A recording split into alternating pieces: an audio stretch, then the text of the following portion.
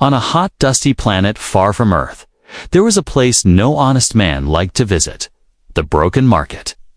The sun hung like a red ball in the sky, heat shimmering off metal roofs and cracked stone roads.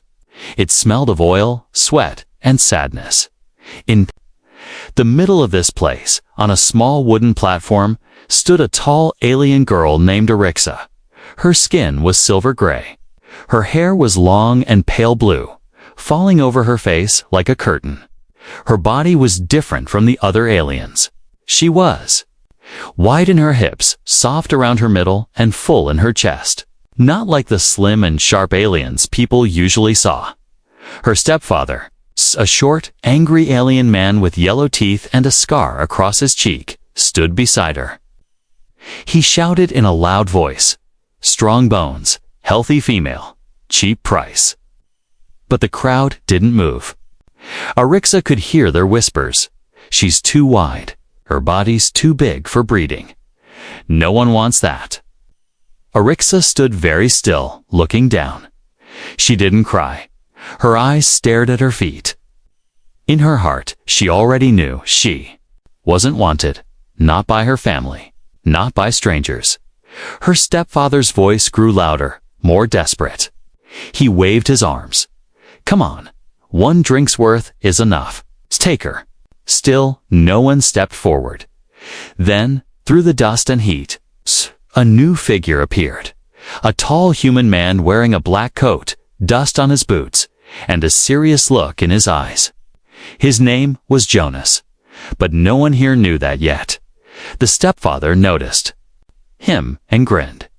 "You, human. You want her? Look, strong arms, healthy skin." Jonas said nothing. His eyes moved slowly from the stepfather to Arixa. The crowd watched in silence. Arixa lifted her head just a little, hair falling away from her face. Her silver eyes met Jonas's cold blue ones. For a long moment, nothing happened. Then, Jonas pulled something from his coat, a small silver coin. It wasn't much less than a drink's worth. He placed it on the table next to the stepfather. The stepfather frowned. "That's not enough," he growled. But Jonas spoke at last. His voice was low, calm, and dangerous. "She doesn't belong here." The stepfather laughed. "She's mine to sell." "You can't just say." Before he could finish, Jonas's hand moved fast. A black metal pistol was suddenly in his grip, pointed straight at the stepfather's face. The stepfather froze. The crowd stepped back. Jonas repeated quietly, "She doesn't belong here." For the first time in her life, Arixa felt something strange. Her heart beat faster. Not from fear, but hope. Her stepfather raised both hands slowly. Okay. Take her." Jonas didn't lower his weapon. He just looked at Arixa. "Can you walk?" he asked. Arixa nodded slowly. "Then come." She stepped down from the platform, legs shaking a little. Her bare feet touched the hot stone, but she didn't care. She followed Jonas through the crowd. Nobody stopped them. Not after seeing his pistol. Behind her, Arixa heard her stepfather mutter, "Too wide, too soft, useless." But for the first time, she didn't listen. They walked through the market in silence. Jonas didn't speak. He led her past rusty ships and broken machines until they reached a small black spaceship. The door opened with a quiet hiss. "Get in," Jonas said. Arixa hesitated. Looking back once at the market, Jonas noticed. "You can stay here," he said, "or you can leave with me. Your choice." Arixa looked at her own hands. Big hands. Strong hands. Her body was not like others, but she was tired of being called useless. She stepped into the ship. The door closed behind her. Inside, the air smelled clean. Cool metal walls, soft lights. Arixa sat down on a small seat in the corner. Jonas placed his pistol on the table and started the engines. The ship rumbled. Arixa didn't know where they were going. She didn't know who Jonas really was, But for now, she was no longer standing on that auction block. Asterisk, inside the small, black spaceship, Arixa sat quietly. Her silver skin shone under soft blue lights. Her wide hips made it hard to fit in the narrow seat, but she didn't complain. Jonas, the human man, sat in front of her at the control panel. His face was calm, serious. His hands moved across glowing buttons without any rush. The ship flew up into the sky. Through the small window, Arixa could see the dirty market shrinking below. It felt like leaving behind a bad dream. For many long minutes, Jonas said nothing. Only the soft hum of the ship's engine filled the air. Arixa finally spoke. Voice soft. Why did you take me? Jonas didn't turn to look at her. His eyes stayed on the ship's screen. You don't belong there. That's not an answer. He didn't reply. Arixa touched her own arms slowly. She looked down at her big legs, round waist. She had always been told she was too soft, too wide, too big. Her stepfather used to say, even garbage has more use than you. Now she was, inside a human ship. Do you want me to clean? Something else? She asked quietly. Jonas's voice came out flat. I didn't buy you. Arixa blinked in confusion. But you gave him a coin. That was a trade, not ownership. You are free. Her heart jumped. Free. She didn't even know what that word felt like. A sudden beeping sound came from the ship's console. Jonas's face tightened slightly. He pressed a button, and a small red light flashed. Tracking signal, he said. Arixa stood up slowly, holding the metal wall for balance. Her wide body made small movements feel heavy. Someone is following us. Jonas nodded once. Why? She asked. This time, Jonas did look at her. His eyes were cold and sharp, but not cruel. I've made enemies. People who don't like what I do. What do you do? Jonas leaned back in his seat. He studied her, as if deciding whether to tell her the truth or not. Finally, he said, I help people like you, like me. Arixa touched her arms again. You don't even know me, she whispered. Jonas shrugged slightly. Don't need to. I can see it. You've been used, left behind. Like cargo no one wants. Arixa felt heat rise in her throat. Anger, sadness, both mixed. Because I'm too big, she whispered. Jonas stood up. He was tall, broader than most humans she had seen. He walked to a small metal box near the wall, opened it, and pulled out a packet of food. He placed it on the table between them. Eat, he said. Arixa stared at the packet. She hadn't eaten real food in days. Her stepfather only gave her water and dry bread. Slowly, she reached for it, tearing open the packet with shaking hands. The smell made her stomach twist in hunger. Jonas sat back down, eyes on the screen again. Don't care what they said about your size, he added quietly. Your body isn't a problem. It's a reason. Arixa didn't understand those words fully, but they felt warm inside her. Like light in a dark room as she ate. The red light on the console flashed faster. Jonas frowned. We need to move faster, he said. Arixa looked up, mouth full. Who is it? Jonas didn't answer. Instead, he pressed a large silver button. Suddenly, the ship jumped forward with a loud hum. Stars outside turned into long lines of light. We're in warp speed now. Jonas said. Arixa swallowed her food slowly. She watched Jonas closely now. The human who didn't speak much, but spoke just enough. Her hands rested on the table.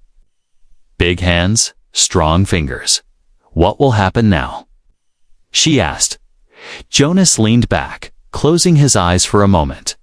We find a safe place. And then, he opened his eyes again, looking at her seriously. You decide where your life goes next. Arixa lowered her head. She had never been given a choice before. Always told what to do. Always moved like a bag of cargo. Now someone had handed her something strange and heavy. Freedom outside the window. Stars blinked softly, for the first time. In her life, Arixa let herself breathe slowly, as if it really mattered. But deep in the corner of her heart, a question remained. Why had Jonas really helped her? And who exactly was following them through the stars? The stars outside the window had calmed into tiny dots once more. Jonas's ship drifted slowly through dark space now, engines cool and quiet. Inside, Arixa was standing by a small window, her hands pressed against the glass. Her silver skin reflected the soft blue light. Jonas sat at the control panel, face serious as always. But even he looked more relaxed. For a moment, it felt peaceful. Then, a sharp, cold sound broke the silence. Beep, beep. Jonas's eyes snapped open. His fingers flew across the console. A red flashing light appeared, tracking signal again. Jonas said, voice low but tense. Arixa turned around quickly. But how? I thought we escaped. Jonas didn't answer right away. His eyes stayed on the screen. He pressed another button. Suddenly, a small map appeared. A bright dot was following them. Fast, someone planted a tracker. He said quietly. Arixa's heart started beating hard. She moved closer, her wide body bumping against the table by accident. What do we do now? Jonas grabbed a black bag from under his chair. Inside, there were weapons. Small blasters, knives. We fight if we have to, he said calmly. Arixa's breath caught. She had never held a weapon in her life. She wasn't a fighter. She was just too wide, too soft, useless. But then Jonas looked straight at her. I don't leave people behind, he said. Suddenly, the ship's wall shook. A loud metal clang rang through the room. They're here, Jonas muttered. Outside, a black hunter ship had latched onto Jonas's vessel. Its metal claws gripped tight. Sparks flew. Jonas grabbed his pistol and threw a smaller weapon to Arixa. Hold this. Arixa caught it clumsily. The handle felt heavy in her large hands. Jonas opened a metal panel, revealing a ladder leading down. This way, cargo tunnel. Arixa followed without question. Her legs shook slightly as she climbed down the narrow ladder, her wide hips bumping against the walls. Below, the tunnel was dark and cold. Small blinking lights guided their way. Jonas dropped down beside her, pistol ready. Suddenly, voices echoed through the ship. Strange alien words, rough and sharp. Arixa grabbed Jonas's sleeve. There, inside. Jonas nodded once. Quiet. Now, they moved through the tunnel, each step careful. But Arixa's heart was loud in her chest. Her mind raced. She had thought Jonas was just a traitor. Now it was clear he wasn't just helping her. He was running from something bigger. As they reached the end of the tunnel, Jonas opened a small hatch. Arixa squeezed through first, her wide body making it harder. She pushed against the sides until she fell through with a soft thud. They were. Now in the ship's engine room, Jonas whispered, if they take the bridge, we blow the engines. No one wins. Arixa's eyes widened. You'd destroy your own ship. That's the price to keep you safe. Before Arixa could say anything more, the door to the engine room slammed open. Two alien hunters stood there, tall, wearing black armor and masks. Jonas fired first. Bright blue shots hit the wall, one burning into a hunter's shoulder. The second hunter aimed at Jonas. Arixa didn't think. Her body moved on its own. She threw herself forward, wide hips slamming in two. The metal crates nearby. The crates flew into the hunters, knocking them off balance. Jonas ducked and shot again, hitting both targets clean. This time, silence filled the engine room once more. Arixa stood frozen. Her arms shook. Her wide body was pressed against the crates. Jonas lowered his weapon. He walked over and placed a hand on her shoulder. "You okay?" Arixa swallowed hard. I didn't think. I just moved." Jonas gave the smallest smile she had ever seen from him. "That's good." Arixa looked down at her body. The body her stepfather had called useless. Too wide, too soft. But it had just saved both their lives. Suddenly, the cum link on Jonas's wrist beeped. A voice came through, deep and cold. "You can't run forever, Jonas." Arixa looked at him with wide eyes. "Who is that?" Jonas's face darkened. "Someone from my past." The voice continued, hand over the girl. "Or we take you both." Arixa's breath caught. Jonas didn't answer the voice. He simply pressed a button, shutting it off. Then he looked at Arixa and said something she wasn't expecting. "They don't just want me. They want you." Too, Arixa felt cold inside. "Me? Why?" Jonas said nothing more for now, but in her heart, Arixa knew this was no longer just about escape. Something bigger was waiting out there in the dark, and it was coming for her. Asterisk, the engine room was silent now. The two alien hunters lay still on the ground, smoke rising from their armor. Arixa stood beside Jonas, gripping the small weapon he had given her. Her hands still shook a little, but there was something new in her chest. Not just fear. Confusion, questions. Jonas leaned against the wall, eyes watching the dead hunters. His face was calm, as if this wasn't the first time something like this had happened. Arixa looked at him, her voice low. "You said?" "They want me to." Jonas didn't answer at first. The key pushed off the wall and opened a small metal panel. Beside the door, inside were wires and buttons.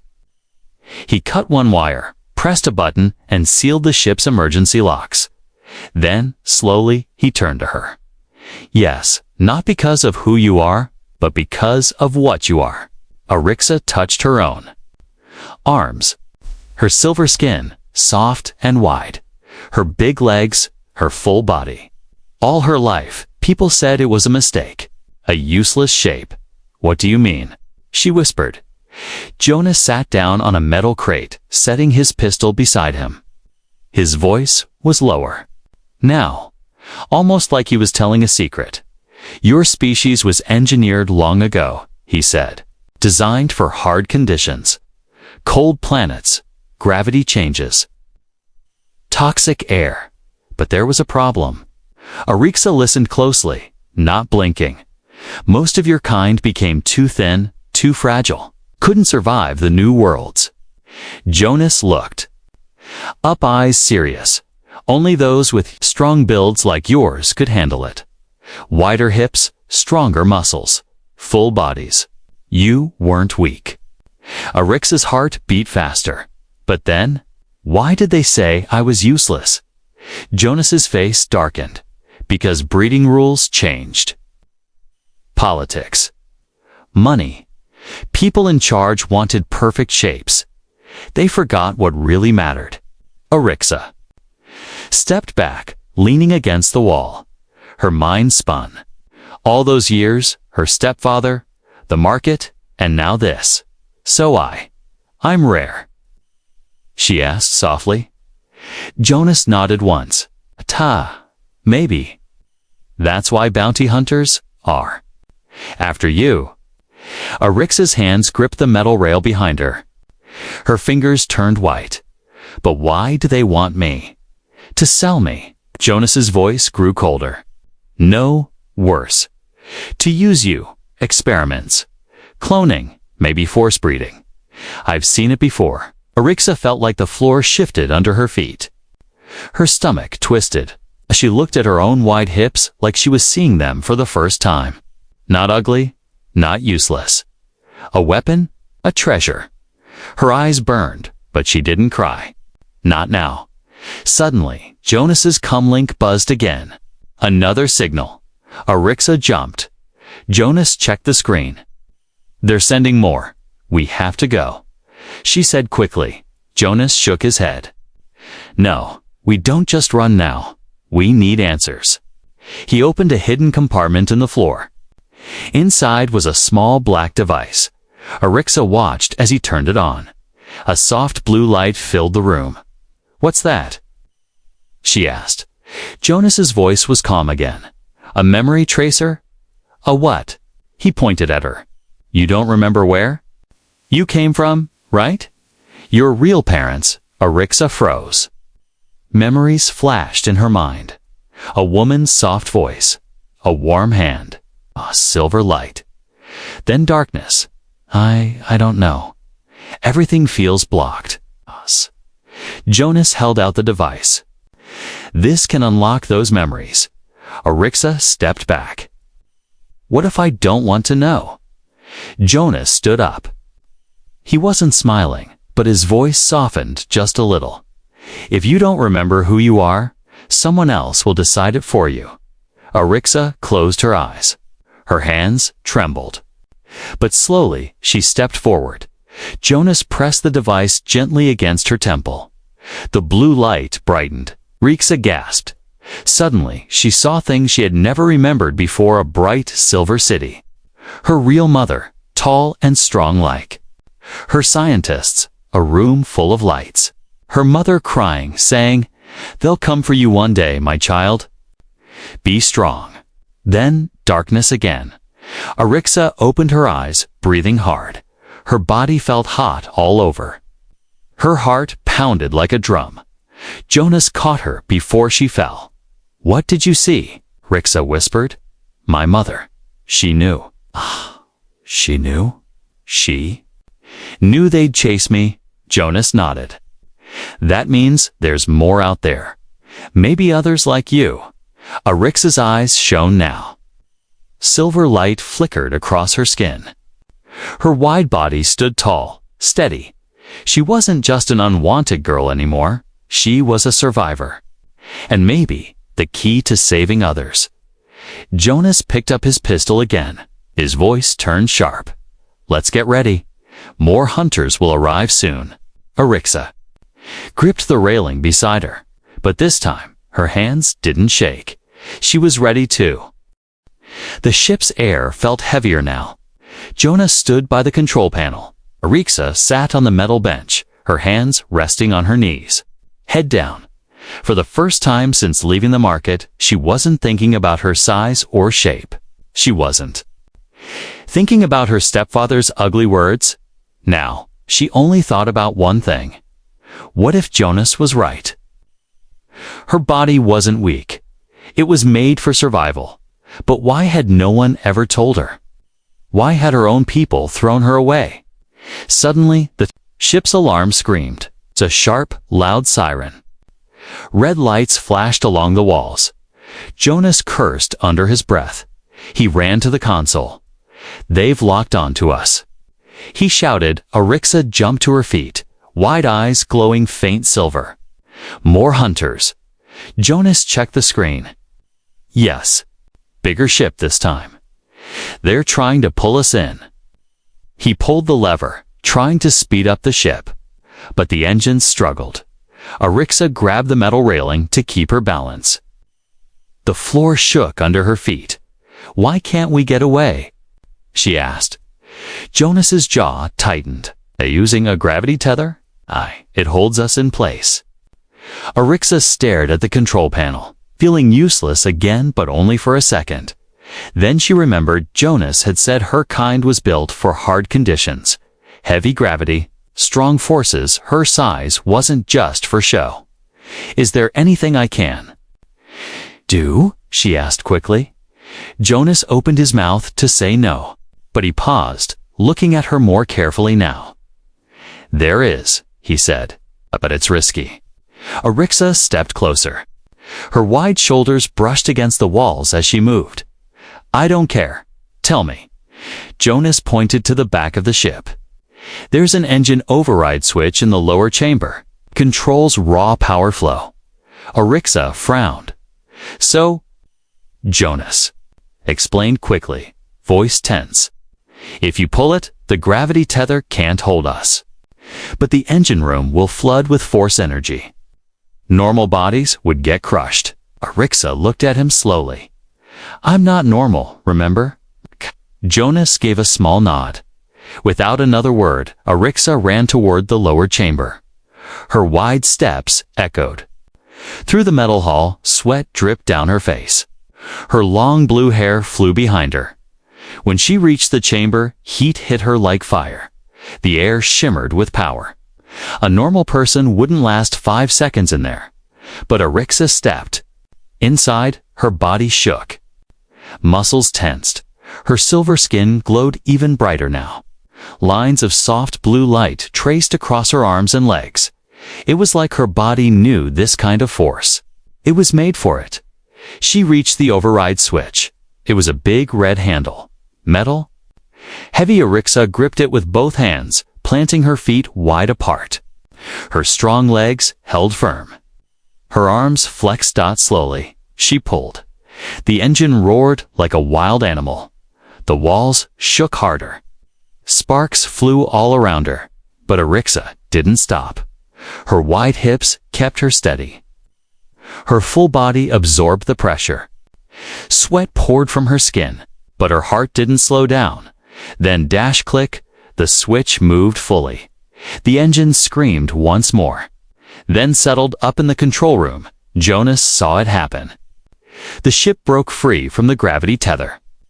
Speed jumped instantly. We're moving again. He shouted into his comlink, but there was no reply from Arixa. Jonas grabbed his pistol and ran. When he reached the lower chamber, hot air rushed at him. He forced the door open, and there she was, Rixa, kneeling on the floor. Steam rose from her skin. Her hair stuck to her face, but she was breathing.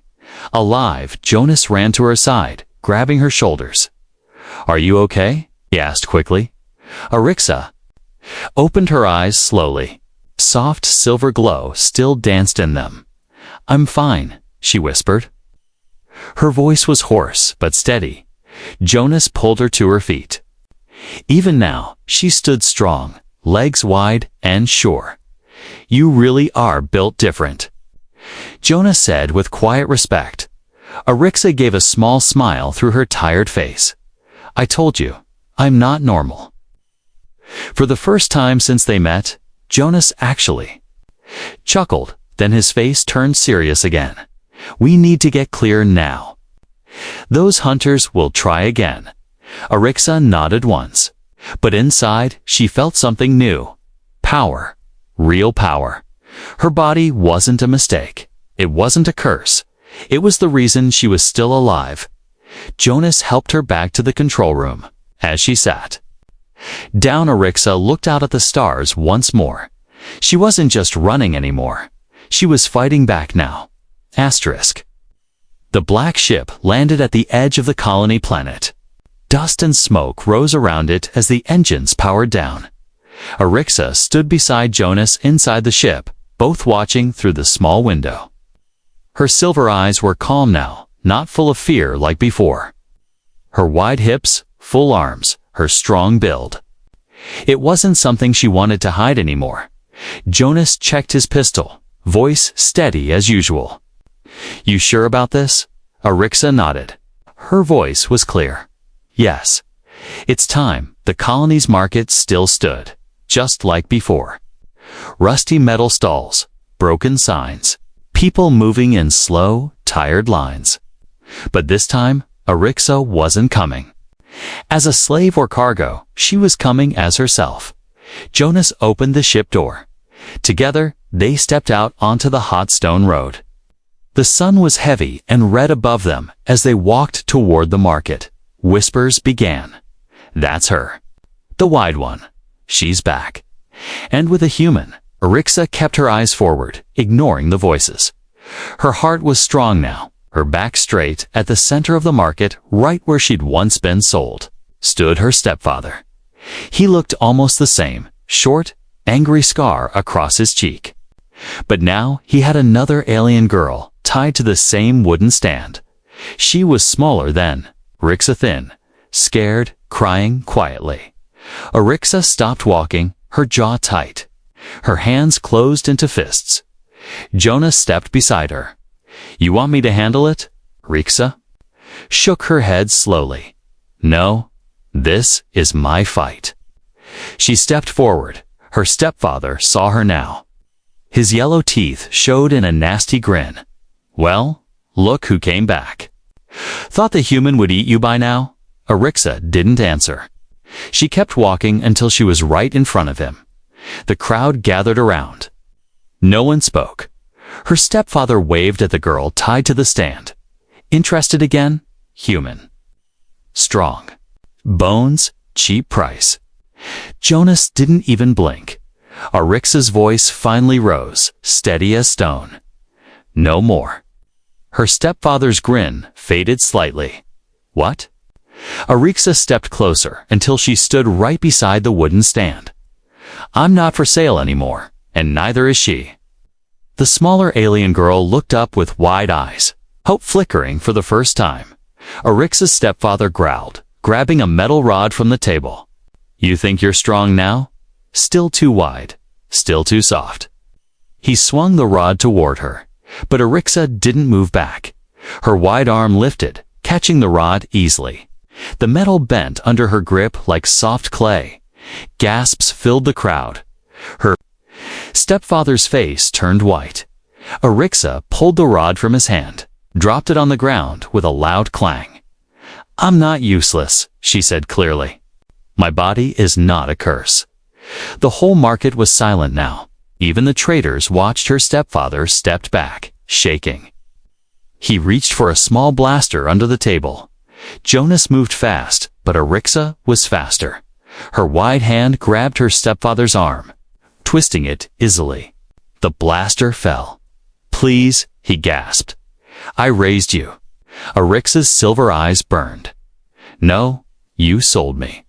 She pushed him away. He fell to the ground, face red, hands shaking. Jonas came to stand beside her. "Do we finish this?" he asked. Quietly, Arixa looked down at her stepfather. For a moment, her hands tightened. Then she shook her head. "No, let him live. Let him see what he lost." She stepped toward the tied girl, gently untying her hands. "You're safe now, Arixa," said softly. The girl's voice was shaking. "Thank you." Jonas leaned in close to Arixa. "We can't stay long. The hunters are still out there." Arixa nodded. She turned to the crowd now. Her voice was loud and sure. "No more selling girls like this. No more markets like this." Some in the crowd lowered their heads in shame. Others nodded quietly. Arixa and Jonas walked back to the ship, the smaller girl following behind them. Her stepfather stayed on the ground, staring in silence. When they boarded the ship again, Jonas asked her, "How do you feel?" Arixa sat down in her usual seat, eyes calm now. "Strong," she said simply. "Ready?" Jonas gave the smallest smile. "We've got more work to do." Arixa looked out the window as the ship rose into the sky. Her body wasn't just wide.